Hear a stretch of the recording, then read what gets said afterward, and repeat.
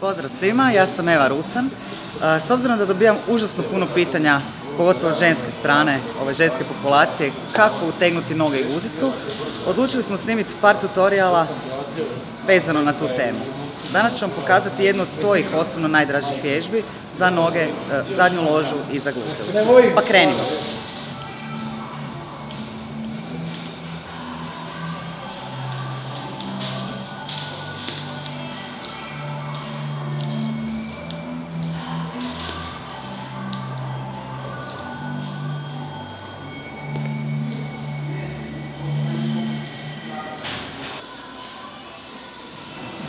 Prilikom hodajućeg iskoraka pazite da vam kolja ne prelazi prste, stisnite trbuh kao stabilizator, u gornjoj poziciji stisnete gluteus, prilikom podizanja iz čučnja težinu prebacite na petu, to ne znači naravno da dižete prste od poda, ali fokusirajte se da gurate sebe od poda petom.